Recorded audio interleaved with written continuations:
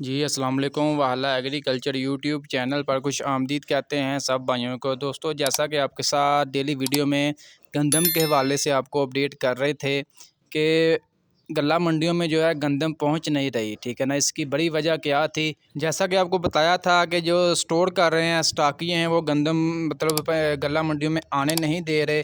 اس کی food department کی جس میں بہت بڑی نااہلی ہوگی۔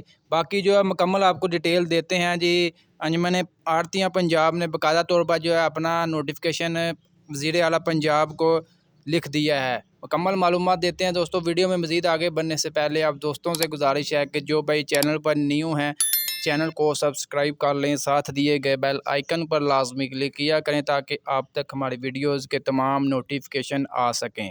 یہ جی حوالہ نمبر انجمن آڑھتیاں پنجاب کا محترم جناب سید محسن رضا نقوی صاحب وزیر اعلیٰ پنجاب لاہور۔ السلام علیکم۔ گزارش ہے کہ پنجاب بھر میں 186 غلہ منڈیاں ہیں، ٹھیک ہے نا۔ پنجاب حکومت کے قانون کے مطابق تمام ذریعہ جناز کی خرید و فروخت کا لائسنس رکھتی ہیں۔ ہر سال کی طرح اس سال بھی محکمہ فوڈ غلہ منڈیوں کے بھرپور تعاون سے اپنی خریداری مکمل کر رہا ہے۔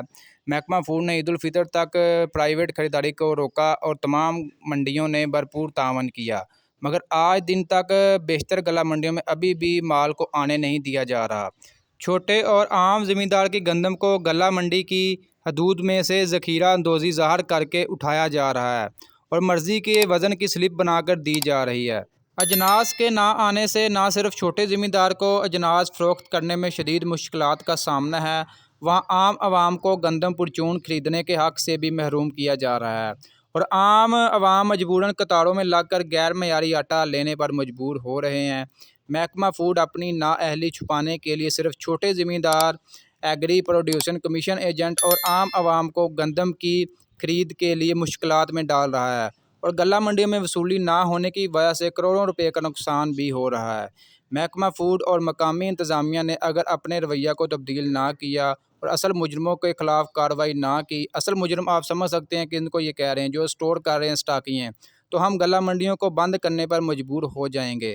درخواست ہے کہ اس معاملے کو بغور دیکھا جائے اور فوراً جناب عالی نگرانی میں جلد ایک میٹنگ کا اہتمام کرے تاکہ آپ کو اصل حالات سے آگاہی دی جا سکے۔ ٹھیک ہے جی۔ اس میں باقاعدہ طور پر جو ہے انہوں نے یہ آپ سمجھ سکتے ہیں یہ کس کے خلاف ہے اور جو جن کی وجہ سے مطلب غلہ منڈیوں میں گندم یا کوئی بھی جناس وغیرہ نہیں آ رہا، یہ اصل میں اسٹاکی ہے جو سٹور کر لیتے ہیں مال کو۔ گندم کا تقریباً 60 سے 70% جو ہے اس کو سٹور کیا گیا ہے، جس کی وجہ سے مارکیٹ میں گندم نایاب ہو چکی ہے، گندم کا سٹاک نہیں آنے دیا جا رہا۔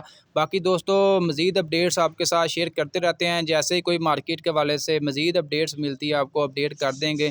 گندم کا فی الحال جو مارکیٹ میں ریٹ چل رہا ہے اس کے حوالے سے آپ کو لمحہ بہ لمحہ جو اپڈیٹ وغیرہ کر رہے ہیں۔ مزید اپڈیٹس کے لیے ہمارے ساتھ جڑے رہے، چینل کو لازمی سبسکرائب کر لیں۔ انشاءاللہ ملتے ہیں نیکسٹ ویڈیو میں۔